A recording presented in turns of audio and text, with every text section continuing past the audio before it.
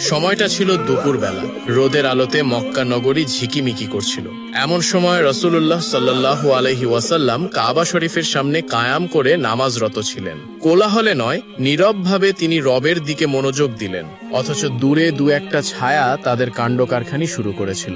আবু জাহেল, উতবা, সাহেবা ও মুগিরা সহ কিছু লোক মসজিদের পার্শ্ববর্তী স্থানে দাঁড়িয়ে নবীর দিকে হেঁটে হেঁটে ছুঁচো মন্তব্য করতে লাগলো।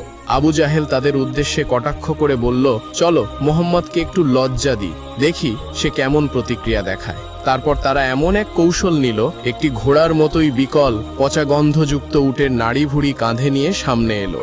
রাসূল সেজদায় গেলে তারা চেপে নাড়ি ভুড়িটা নবীর কাঁধের ওপর পড়িয়ে দিল। গন্ধটি দ্রুত চারিদিকে ছড়িয়ে পড়ল। তারা একটু দূরে সরে গিয়ে অপেক্ষা করতে লাগলো, দেখার জন্য যে নবীর সঙ্গে কি হবে। এইসব দেখে রাসূলের ছোট কন্যা হযরত ফাতিমা রাদিয়াল্লাহু তাআলা আনহা তৎক্ষণাৎ দৌড়ে এসে বাবার নিকট পৌঁছান। তখন তার বয়স ৮-৯ বছরের মতো। তিনি দ্রুত নিতম্বের ওপর চাপানো উটের নাড়ি ভুড়িগুলো সরিয়ে ফেললেন এবং বুঝলেন বাবার কক্ষে অমার্জিত অবমাননা হয়েছে। চোখ ভরে কাঁদতে কাঁদতে তিনি আল্লাহর কাছে আরজি জানালেন, ইয়া রাব্বুল আলামিন, যাহারা আমার নিরপরাধ বাবাকে এভাবে সম্মানহানি করেছে তাদেরকে ধ্বংস করো। অবশ্যই কথাগুলো আবু জেহেলের কানে পৌঁছালো। তিনি ক্রোধে চেঁচিয়ে বললেন, দেখো, যেমন পিতা তেমন কন্যা, যদি কখনো ফাতেমাকে পাই তাও তাকে শাস্তি দিতে হবে। এরপর ফাতেমা নবীর হাত ধরে বাড়ি ফিরে গেলেন, আর ঘটনা তাকে বহু কষ্ট দিল। কিছুদিন পরে একটা অন্যদিন ফাতেমা রাস্তায় যাচ্ছিলেন, ঠিক সেই পথে আবু জেহেল কর্ণপাত করে দাঁড়ালেন। তিনি অশ্লীল গালি দিয়ে ফাতেমাকে আঘাত করতে থাকলেন। প্রবল রাগে হঠাৎ তিনি ফাতেমার গালে ঘুষি মারলেন, এত জোরে মারেন যে আঙুলের ছাপ দীঘল সময়ের জন্য দেখা গেল। কাঁদতে কাঁদতে ফাতেমা বাড়ি এসে পুরো ঘটনাটি নবীর সামনে খুলে বললেন। রাসূলুল্লাহ সাল্লাল্লাহু আলাইহি ওয়াসাল্লাম মৃদু কণ্ঠে বললেন, হে ফাতেমা, আবু জেহেল অত্যন্ত প্রভাবশালী, সে সরাসরি মোকাবেলার যোগ্য নয়। আমি মক্কায় ইসলাম প্রচার করছি, তাই অনেক স্বজনই আমার বিরুদ্ধে। এ অবস্থায় আমি তাকে প্রকাশ্যে প্রতিহত করতে পারবো না। তুমি বরং আবু সুফিয়ানের কাছে যাও, তিনি বিচক্ষণ, ন্যায়পরায়ণ এবং সঠিক সিদ্ধান্ত নিতে পারবেন। ফাতেমা রাদিয়াল্লাহু তাআলা আনহা তখন জোরে জোরে আবু সুফিয়ানের দরজায় গেলেন এবং সম্পূর্ণ ঘটনা ব্যাখ্যা করলেন। আবু সুফিয়ান এই কথা শুনে রাগে লাল হয়ে উঠলেন। তিনি কণ্ঠ উঁচু করে চিৎকার করে বললেন, আবু জেহেলের এত বড় সাহস! কুরাইশ বংশের কিশোরীর গায়ে হাত দিয়েছে। আবু জেহেল কি ভুলে দিয়েছে কুরাইশ বংশের কিশোরীর গায়ে হাত দেওয়া একটি জঘন্যতম অপরাধ? সে নিজেও কুরাইশ বংশের পুরুষ হয়ে কি করে কুরাইশ বংশের একজন কিশোরীর গায়ে হাত দিল? অতঃপর আবু সুফিয়ান ফাতিমাকে নিয়ে আবু জেহেলের বাড়ির দিকে আসলেন। ওই সময় আবু জেহেল বাড়িতে কয়েকজন প্রভাবশালী আরব নেতাদের নিয়ে বৈঠক করছিল। আবু সুফিয়ান সেখানে এসে আবু জেহেলকে জিজ্ঞেস করলেন, তুমি কি ফাতিমাকে ঠাপ্পড় মেরেছ? আবু জেহেল কোনো কথা বলল না, সে মাথা নিচু করে দাঁড়িয়ে রইল। আবু সুফিয়ান ফাতিমাকে বলল, ফাতিমা, তোমাকে আবু জেহেল যেভাবে থাপ্পড় মেরেছে তুমি ঠিক সেইভাবে তার গালে একটি থাপ্পড় মারো। ফাতেমা রাদিয়াল্লাহু তাআলা আনহার কোমল হৃদয় মমতা এবং ভালোবাসায় ভরা। তিনি আবু জেহেলকে থাপ্পড় মারলেন না, কিন্তু আবু সুফিয়ানও তাকে ছেড়ে দেওয়ার পাত্র না। আবু সুফিয়ান এবার অনেক জোরে আবু জাহেলের গালে একটি থাপ্পড় মারলেন এবং আবু জাহেলকে বললেন, হে আবু জাহেল, আজকের পর থেকে যদি শুনি কুরাইশ বংশের কোনো মহিলার গায়ে তুমি হাত দিয়েছ, তাহলে এর চেয়েও তোমাকে কঠিন শাস্তি পেতে হবে। অতঃপর ফাতেমা রাদিয়াল্লাহু তাআলা আনহু বাড়িতে ফিরলেন এবং নবীজিকে সমস্ত ঘটনা খুলে বললেন। নবীজি সমস্ত ঘটনা শোনার পর দুই হাত তুলে আল্লাহর দরবারে বললেন, হে রাব্বুল আলামিন, তুমি আবু সুফিয়ানের হৃদয় আলো দিয়ে পরিপূর্ণ করে দাও। হয়তোবা নবীজির এই দোয়ার বরকতেই আবু সুফিয়ান পরবর্তীতে ইসলাম গ্রহণ করেছিলেন। একদিন ফজরের নামাজের পর ফাতেমা রাদিয়াল্লাহু তাআলা আনহা খেয়াল করে দেখলেন তার মা খাদিজা অঝোর ভাড়ায় কাঁদছেন। হযরত ফাতেমা রাদিয়াল্লাহু তাআলা আনহা তার মায়ের নিকট গিয়ে বসলেন এবং তার মায়ের কান্না থামানোর চেষ্টা করলেন, কিন্তু খাদিজা রাদিয়াল্লাহু তাআলা আনহার কান্না যেন কিছুতেই থামছে না। ছোট্ট ফাতেমা রাদিয়াল্লাহু তাআলা আনহা যখন তার মায়ের কান্না থামাতে পারলেন না, তিনি তার বাবার খোঁজে বের হলেন। তিনি গিয়ে দেখলেন কাবার সামনে নবীলি বসে জিকির করছেন। ফাতেমা রাদিয়াল্লাহু তাআলা আনহা নবীজির কাছে গিয়ে বললেন, আব্বাজান, ফজরের পর থেকে মা প্রচন্ড কান্না করছে এবং কিছুতেই তার কান্না থামছে না। আমি অনেক চেষ্টা করেছি তার কান্না থামানোর জন্য, কিন্তু মা কারো কোনো কথা শুনছে না। ছোট্ট মেয়ে ফাতেমার মুখে এমন কথা শোনার পর নবীজি আর দেরি করলেন না। তিনি ফাতেমাকে নিয়ে বাড়িতে আসলেন এবং খাদিজার কাছে গিয়ে বসলেন। খাদিজা রাদিয়াল্লাহু তাআলা আনহা বললেন, ইয়া রাসূলুল্লাহ, আমি কবরের কথা চিন্তা করে কাঁদছি। আমি অনুভব করতে পারছি আমার সময় মনে হয় শেষ হয়ে এসেছে। অন্ধকার কবরে আমি কিভাবে থাকব, যেখানে কোনো সঙ্গী সাথী নেই? সেই কবরের কথা চিন্তা করে আমি আমার কান্না থামাতে পারছি না। রাসূলুল্লাহ সাল্লাল্লাহু আলাইহি ওয়াসাল্লাম বললেন, খাদিজা, তুমি চিন্তা করিও না, আল্লাহ রব্বুল আলামিন তোমাকে নিজেই সালাম দিয়েছেন। সেই মহান আল্লাহ রব্বুল আলামিন তোমার কবরের আযাব মাফ করে দেবেন। নবীজি এমন সান্ত্বনা দিয়ে খাদিজার কান্না থামানোর চেষ্টা করলেন, তারপরেও খাদিজার কান্না থামছে না। তিনি ছোট্ট বাচ্চার মতো ফুপিয়ে ফুপিয়ে কাঁদছেন। হযরত খাদিজা রাদিয়াল্লাহু তাআলা আনহা বললেন, ইয়া রাসূলুল্লাহ, আপনার সঙ্গে আমি 25টি বছর সংসার করেছি, কোনোদিন কোনো জিনিসের জন্য আপনার কাছে জেদ করিনি। আপনি যা দিয়েছেন তাই নিয়ে আমি সন্তুষ্ট ছিলাম। আজকে আপনার কাছে আমি 3টি জিনিস চাইব, আপনি কি আমাকে দিবেন? নবীজি অশ্রু ভরা নয়নে খাদিজার দিকে তাকিয়ে আছেন এবং কোমল কণ্ঠে খাদিজাকে বললেন, হে খাদিজা, তুমি বলো কি চাও, আমি আমার জীবনের বিনিময়ে হলেও তোমার আবদার পূরণ করার চেষ্টা করব। হযরত খাদিজা রাদিয়াল্লাহু তাআলা আনহা বললেন, হে আমার প্রাণের স্বামী, আমার প্রথম আবদার হলো আপনার পুরাতন একটি জুব্বা আমি ধুয়ে পরিষ্কার করে রেখেছি। আমি যখন ইন্তেকাল করব, আপনার সেই পুরাতন জুব্বাটি আমার কাফনের কাপড় হিসাবে ব্যবহার করবেন। আপনার পুরাতন জুব্বায় আমাকে মুড়িয়ে কবরস্থ করবেন। নবীজি বললেন, হে খাদিজা, এমন অযৌক্তিক আবদার কেন করছো? তোমার ইন্তেকালের পর আমার পুরনো জুব্বা দিয়ে কেন তোমাকে দাফন করব? এতে করে তো মক্কার লোকেরা বলাবলি করবে যে একজন প্রভাবশালী এবং ধনাঢ্য মহিলা, যে কিনা একসময় মক্কার মধ্যে সবচেয়ে বড় ধনী ব্যবসায়ী ছিল, সেই মহিলার মৃত্যুতে একটু নতুন কাপড়ও জুটল না, স্বামীর পুরাতন জুব্বায় তাকে কবরস্থ করা হয়েছে। তুমি এমন আবদার কেন করছো? হযরত খাদিজা রাদিয়াল্লাহু তাআলা আনহা বললেন, হে আমার স্বামী, আমি বিশ্বাস করি আপনার পুরাতন জুব্বা যদি আমার শরীরে থাকে, তাহলে আমার শরীরকে জাহান্নামের আগুন ছুঁতেও পারবে না, কবরের মাটি আমাকে চাপ দিতে পারবে না। আপনার জুব্বা মুবারকের বরকতে কবরের কোনো আযাব আমার হবে না। রাসূলুল্লাহ সাল্লাল্লাহু আলাইহি ওয়াসাল্লাম বললেন, খাদিজা, তুমি যেমন চাও তেমনই হবে, আমি আমার পুরাতন জুব্বা দিয়েই তোমাকে কবরস্থ করব। অতঃপর খাদিজা রাদিয়াল্লাহু তাআলা আনহা বললেন, আমার দ্বিতীয় আবদার হলো, আমাকে যখন কবরে নামানো হবে, আপনি নিজ হাতে কোলে করে আমাকে কবরে নামাবেন। আমার তৃতীয় আবদার হলো, যতক্ষণ আমার কবরে মুনকার নাকির প্রবেশ না করবে, ততক্ষণ আপনি আমার কবরের পাশ থেকে যাবেন না। কেননা মুনকার নাকির এসে যদি আমাকে 3টি প্রশ্ন করে, আমি খাদিজা সেই প্রশ্নের উত্তর কি করে দেব? আপনি আমার কবরের পাশে দাঁড়িয়ে থাকবেন, আমার হয়ে আপনি নিজেই আমার প্রশ্নের উত্তর দিবেন। রাসূলুল্লাহ সাল্লাল্লাহু আলাইহি সাল্লাম খাদিজাকে বললেন, হে খাদিজা, তোমার সব আবদার আমি পূরণ করব ইনশাআল্লাহ। এরপর খাদিজা রাদিয়াল্লাহু তাআলা আনহা ফাতেমার উদ্দেশ্য বললেন, মা ফাতেমা, আমি যতদিন মক্কার জমিনে ছিলাম তোমার বাবাকে অনেকেই হত্যা করার চেষ্টা করেছে, কিন্তু আমি সর্বদা তোমার বাবাকে আগলিয়ে রাখার চেষ্টা করেছি। তোমার বাবার দাওয়াতি কাজে আমি সহযোগিতা করেছি, ইসলাম প্রচারের কাজে তোমার বাবার সাহস জুগিয়েছি, সুখে দুঃখে সর্বদাই তোমার বাবার পাশে থেকেছি। আমি তোমার বাবাকে তোমার হাতে তুলে দিয়ে যাচ্ছি, তুমি তোমার বাবাকে আগলিয়ে রাখবে। যেমন করে একজন মা তার সন্তানকে আগলিয়ে রাখে, ঠিক সেইভাবে তুমি তোমার বাবাকে আগলিয়ে রাখবে। তোমার বাবার সুখে দুঃখে সব সময় তুমি পাশে থাকবে।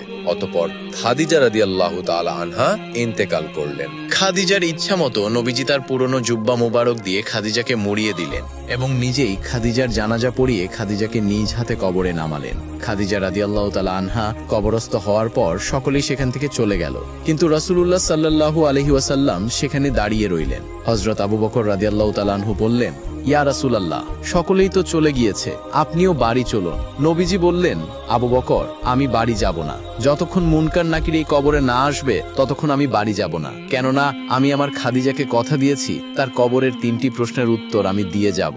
এভাবে পুরো দিন কেটে গিয়ে সন্ধ্যা চলে আসলো। তখনও নবীজি খাদিজার কবরের পাশে দাঁড়িয়ে আছেন।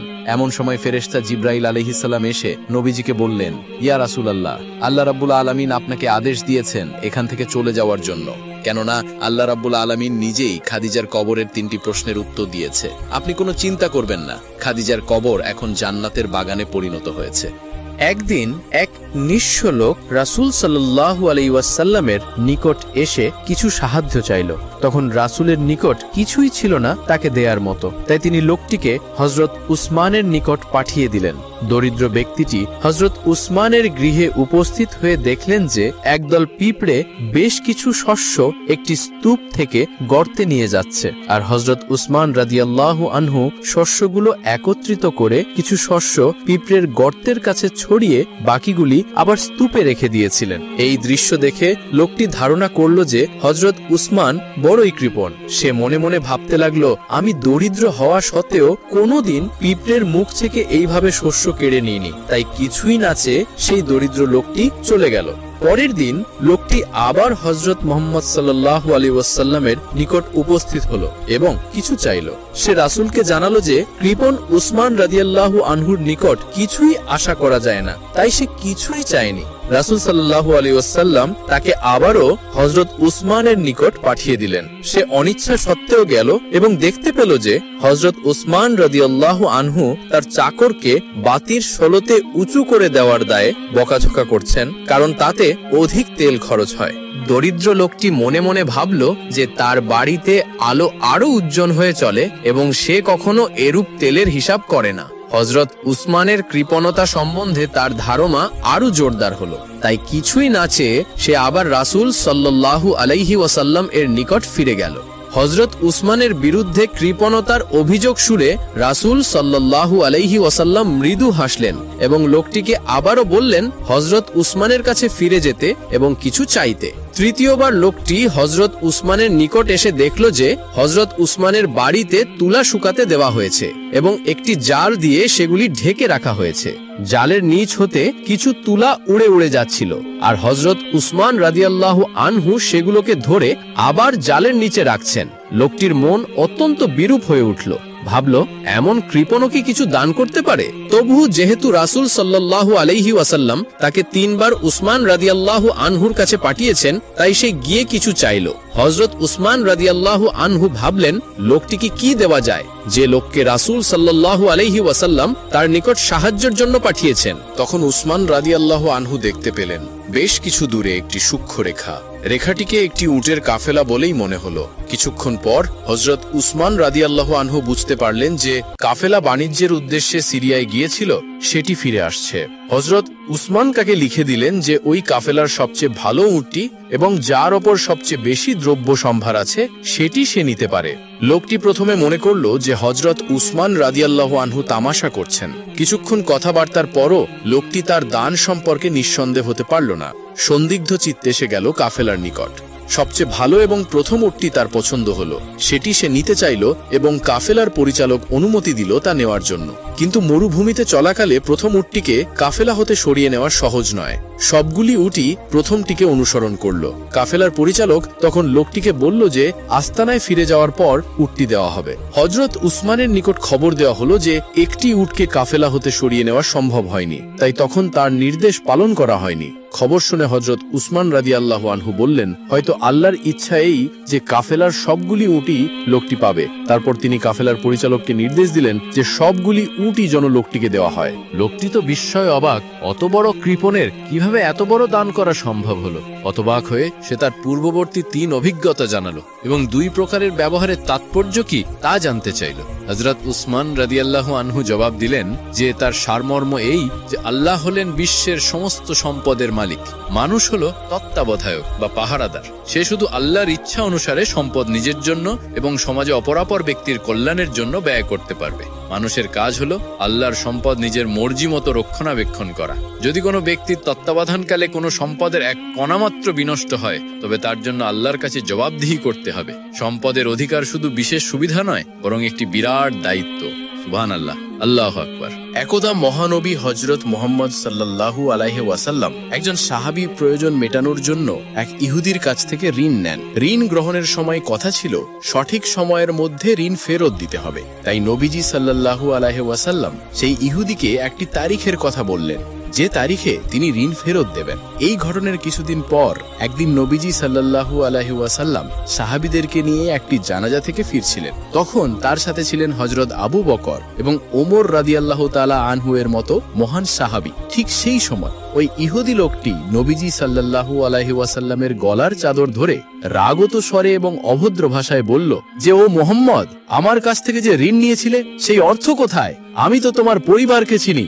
ঋণ নিলে তোমাদের আর কোনো খবর থাকে না। নবীজি সাল্লাল্লাহু আলাইহি ওয়াসাল্লাম ছিলেন মদিনা রাষ্ট্রের রাষ্ট্রপ্রধান। তার কথায় সাহাবীরা নিজেদের জীবনও পর্যন্ত দিয়ে দিতে পারেন। তিনি যদি সাহাবীদেরকে একটু ইশারা দেন, তাহলে সাহাবীরা তার গর্দন উড়িয়ে ফেলবেন। নবীজি সাল্লাল্লাহু আলাইহি ওয়াসাল্লামকে সবার সামনে এত বড় অপমান করা হলো, অথচ ঋণ পরিশোধের যে তারিখ দেওয়া হয়েছিল সেটা এখনো বাকি আছে। ওমর রাদিয়াল্লাহু তাআলা আনহু তিনি সহ্য করতে পারলেন না। তার স্বভাবজাত সেই বিখ্যাত উক্তি করলেন, ইয়া রাসূলুল্লাহ, আপনি অনুমতি দেন, আমি তার দেহ থেকে মাথা বিচ্ছিন্ন করে ফেলি। নবীজি সাল্লাল্লাহু আলাইহি ওয়াসাল্লাম এই ক্ষেত্রে যেমন ক্ষমতাবান ছিলেন, তেমনি তিনি ন্যায়ও ছিলেন। লোকটি যেভাবে মহানবী সাল্লাল্লাহু আলাইহি ওয়াসাল্লামের চাদর ধরে অপমান করেছে, মহানবী চাইলে লোকটিকে শাস্তি দিতে পারতেন, কিন্তু তিনি উল্টো ওমর রাদিয়াল্লাহু তাআলা আনহুকে বললেন, ওমর, তোমার কাছে তো উত্তম ব্যবহার আশা করা যায়, তুমি এইভাবে না বলে বরং আমাকে বলতে পারতে আপনি তার ঋণ পরিশোধ করুন, কিংবা ইহুদি লোকটাকে বলতে পারতেন যে আপনি সুন্দরভাবে ঋণের কথা বলতে পারতেন। অসুন্দরের জবাব সুন্দর দ্বারা, অউত্তমের জবাব কিভাবে উত্তম দ্বারা দিতে হয় সেটা নবীজি সাল্লাল্লাহু আলাইহি ওয়াসাল্লাম ওমর রাদিয়াল্লাহু তাআলা আনহু সহ উপস্থিত সাহাবীদেরকে শিখালেন। অতঃপর রাসূল সাল্লাল্লাহু আলাইহি ওয়াসাল্লাম ওমর রাদিয়াল্লাহু তাআলা আনহুকে নির্দেশ দিলেন, ওমর, যাও তার সাথে এবং তাকে তার ঋণ পরিশোধের পর আরো 32 কেজি খেজুর দিও, কারণ তুমি তাকে ভয় দেখিয়েছো। ওমর রাদিয়াল্লাহু তাআলা আনহু ইহুদিকে সাথে নিয়ে গেলেন এবং তাকে তার প্রাপ্য ঋণ প্রদান করলেন এবং সাথে আরো 32 কেজির মতো খেজুর দিলেন। এমন ঘটনার পর ইহুদি তো অবাক। একই তো সে সময়ের আগে পাওনা দাবি করেছে, তার উপরে সবার সামনে নবীজি সাল্লাল্লাহু আলাইহি ওয়াসাল্লামকে অপমান করেছে, তবুও নবীজি সাল্লাল্লাহু আলাইহি ওয়াসাল্লাম তাকে তার পাওনা দিলেন এবং সাথে দিচ্ছেন আরো 32 কেজি খেজুর। তাই সেই ইহুদি জিজ্ঞাসা করলো, অতিরিক্ত এগুলো কেন? ওমর রাদিয়াল্লাহু তাআলা আনহু বললেন, কারণ আমি তোমাকে হুমকি দিয়েছি, সেটার কাফফারা হিসেবে নবীজি সাল্লাল্লাহু আলাইহি ওয়াসাল্লাম এগুলো দিতে বললেন। এই কথা শুনে লোকটি বলল, ওমর, তুষ্টি জানো আমি কে? ওমর রাদিয়াল্লাহু তাআলা আনহু বললেন, না, আমি জানি না, তুমি কে? লোকটি বলল, আমি যায়েদ ইবনে সুন্না। তার নাম শুনে ওমর রাদিয়াল্লাহু তাআলা আনহুর চক্ষু যেন চড়ক গাছ। যায়েদ ইবনে সুন্না মদিনার সেই বিখ্যাত ইহুদি রাবাই। ওমর রাদিয়াল্লাহু তাআলা আনহু তার নাম জানতেন, কিন্তু তিনি যে ওই ব্যক্তি সেটা তিনি জানতেন না। জায়েদ ইবনে সুনা বললেন, হ্যাঁ, আমি সেই ইহুদি রাবাই। আমাদের ধর্মগ্রন্থ অনুযায়ী মুহাম্মদের নবী হবার প্রমাণের যত ভবিষ্যৎবাণী পাওয়া যায় সবগুলোই আমি তার মধ্যে পেয়েছি। শুধু দুটো বিষয়ের পরীক্ষা করার বাকি ছিল। সেই দুটো ছিল, মুহাম্মদকে কেউ রাগালে তিনি সহনশীলতা দেখাবেন, কোন মূর্খ তার কাছে এসে মূর্খের মতো আচরণ করলে তিনি বরং সেই মূর্খের সাথে ভালো আচরণ করবেন, অর্থাৎ তিনি মন্দের জবাব ভালোর মাধ্যমে দেবেন এবং অনুত্তমের জবাব তিনি উত্তমের মাধ্যমে দেবেন। জায়েদ ইবনে সুনা নবীজি সাল্লাল্লাহু আলাইহি ওয়াসাল্লামের মধ্যে সেই দুটো গুণই এবার দেখতে পেলেন। তিনি নবীজি সাল্লাল্লাহু আলাইহি ওয়াসাল্লামকে রাগানো সত্ত্বেও নবীজি সাল্লাল্লাহু আলাইহি ওয়াসাল্লাম তার সাথে রাগ করেননি, উল্টো তার পাওনা অর্থের বিনিময়ে তাকে বেশি দিয়েছেন। এবার জায়েদ ইবনে সুনা বললেন, ওমর, তুমি সাক্ষী থাকো, আমি আল্লাহকে আমার রব হিসাবে, ইসলামকে আমার ধর্ম হিসাবে এবং মুহাম্মদ রাসূলুল্লাহ সাল্লাল্লাহু আলাইহি ওয়াসাল্লামকে আমার নবী হিসাবে মেনে নিলাম। আমার অনেক সম্পদ আছে, আমি আমার অর্ধেক সম্পদ ইসলামের পথে দান করে দিলাম। হযরত আবু হুরায়রা রাদিয়াল্লাহু আনহু থেকে বর্ণিত, তিনি বলেন, একদা আমরা রাসূল করিম সাল্লাল্লাহু আলাইহি ওয়াসাল্লামের দরবারে বসেছিলাম। তখন হঠাৎ এক ব্যক্তি সেখানে এসে উপস্থিত হলো। তার পরিধেয় বস্ত্র ছিল সাদা ধপধপে এবং চুলগুলি ছিল কৃষ্ণ বর্ণের। তার মধ্যে ভ্রমণের কোনো চিহ্ন তথা ধুলাবালি বা ক্লান্তির কোনো কিছুই ছিল না। আমাদের মধ্যে কেউ তাকে চিনতাম না। সে এখানে এসেই রাসূল সাল্লাল্লাহু আলাইহি ওয়াসাল্লামের উভয় জানুর উপর তার হাতগুলো রেখে তাকে প্রশ্ন করতে শুরু করলেন। প্রথমেই সে জিজ্ঞেস করলেন, হে মুহাম্মদ সাল্লাল্লাহু আলাইহি ওয়াসাল্লাম, আমাকে বলুন ইসলাম কাকে বলে? তার সে প্রশ্ন শুনে মুহাম্মদ সাল্লাল্লাহু আলাইহি ওয়াসাল্লাম বললেন, ইসলামের মূল বিষয় হলো ইবাদতের উপযুক্ত একমাত্র আল্লাহ এবং মুহাম্মদ সাল্লাল্লাহু আলাইহি ওয়াসাল্লাম তার সত্য রাসূল। এই কথা বিশ্বাস করে নামাজ পড়া, যাকাত আদায় করা, রমজানে রোজা রাখা এবং সামর্থ্য থাকলে হজ ব্রত পালন করা। রাসূলুল্লাহ সাল্লাল্লাহু আলাইহি ওয়াসাল্লামের বক্তব্য শুনে উক্ত ব্যক্তি বললেন, ইয়া রাসূলুল্লাহ, আপনি সত্য বলেছেন। আসহাবে রাসূলরা বর্ণনা করেন, আমরা অবাক বিষয় লক্ষ্য করছিলাম যে আগন্তুক ব্যক্তি কোন বিষয়ে রাসূল সাল্লাল্লাহু আলাইহি সাল্লামকে প্রশ্ন করছে, অথচ রাসূল পাক সাল্লাল্লাহু আলাইহি সাল্লাম তার প্রশ্নের উত্তর দেবার পর সে তার সত্যতা অনুমোদন করছে। এর অর্থ এ বিষয়ে সে পূর্ব হতেই অবগত। ব্যাপারটি আমাদের নিকট খটকা লাগলো। তারপর তিনি পুনরায় প্রশ্ন করলেন, আমাকে বলুন ঈমান কাকে বলে? রাসূল সাল্লাল্লাহু আলাইহি সাল্লাম উত্তরে বললেন, ঈমান হলো তুমি আল্লাহর উপর বিশ্বাস স্থাপন করো, তার ফেরেশতা, কিতাব, সমস্ত আম্বিয়াদের, কিয়ামতের পুনরুত্থান এবং ভালো মন্দ তাকদীরের উপর নির্ভরশীল এই বিষয়ের উপর। তখন সে ব্যক্তিও রাসূল সাল্লাল্লাহু আলাইহি সাল্লামের উত্তর শুনে এবারও তিনি বললেন, আপনি সত্য বলেছেন। সে পুনরায় জিজ্ঞেস করল, ইহসান কাকে বলে? তার সেই প্রশ্ন শুনে রাসূল সাল্লাল্লাহু আলাইহি সাল্লাম বললেন, এমন ভাবে আল্লাহ তাআলার ইবাদত করো যেন তাকে তুমি দেখছো। এতটা সম্ভব না হলে অন্তত আল্লাহ তাআলা তোমাকে দেখছেন, মনে মনে এ খেয়াল করে আল্লাহ তাআলার ইবাদত করো। তখন ওই ব্যক্তি বলল, ইয়া রাসূলুল্লাহ, আপনি সত্য বলেছেন। শেষবারের মতো তিনি জিজ্ঞেস করলেন, কিয়ামত কখন আসবে? তিনি উত্তর দিলেন, এই বিষয়ে প্রশ্নকারীর চেয়ে বেশি আমার জানা নেই। আগন্তুক ব্যক্তি এবার বললেন, কিয়ামতের নিদর্শনগুলো বর্ণনা করুন। আল্লাহ রাসূল সাল্লাল্লাহু আলাইহি ওয়াসাল্লাম বললেন, দাস দাসীরা তাদের মনিব জন্ম দিতে শুরু করবে। অভিজাত পরিবারে দাসী রাখার রেওয়াজ চালু হয়ে যাবে এবং তাদের গর্ভে যে সন্তান জন্মগ্রহণ করবে পিতৃ বিবেচনায় তাদেরকে শাহজাদা শাহজাদি হিসাবে গ্রহণ করা হবে, অথচ তাদের মাতা হবে দাসী। মোট কথা, ভোগ বিলাসের প্রবণতা বৃদ্ধি পাবে। রসুল করিম সাল্লাল্লাহু আলাইহি ওয়াসাল্লামের উক্ত বক্তব্যের অর্থ এও হতে পারে যে সন্তানেরা মাতা পিতার অবাধ্য হবে, তাদের সাথে এমন ভাবে কথাবার্তা বলবে যে তারা ঘরের দাসী। যাই হোক, অতঃপর তিনি কিয়ামতের অন্যান্য আলামত বর্ণনা করে বললেন, বৃত্তহীন, অভুক্ত ও রাখাল শ্রেণীর লোকেরা এত সম্পদের মালিক হবে যে তারা সুউচ্চ ভবনাদি নির্মাণ করবে। অতঃপর আগন্তুক ব্যক্তি অদৃশ্য হয়ে গেলেন। তখন রাসূল সাল্লাল্লাহু আলাইহি ওয়াসাল্লাম সাহাবাদের বললেন, তাকে ডেকে আনো, কিন্তু তাকে আর কোথাও খুঁজে পাওয়া গেল না। অতঃপর হযরত ওমর রাদিয়াল্লাহু আনহু বললেন, কিছুক্ষণ পর রাসূল সাল্লাল্লাহু আলাইহি ওয়াসাল্লাম আমাকে জিজ্ঞেস করলেন, তুমি কি জানো ওই প্রশ্নকারী ব্যক্তিটা কে? আমি বললাম, আল্লাহ এবং তার রাসূল ভালো জানেন। রাসূল সাল্লাল্লাহু আলাইহি ওয়াসাল্লাম বললেন, তিনি হলেন হযরত জিবরাইল আলাইহিস সালাম। তিনি ছদ্মবেশে তোমাদের দ্বীনের কথা বলতে এসেছিলেন। রাসূল সাল্লাল্লাহু আলাইহি ওয়াসাল্লামের পুরো জীবনটাই এমন অসংখ্য উদাহরণ দিয়ে পরিপূর্ণ। আমাদের জন্মসূত্রে যারা মুসলিম, সেগুলো সঠিকভাবে অনুসরণ করতে পারলে পৃথিবীর অনেক কিছুই পাল্টে যেত।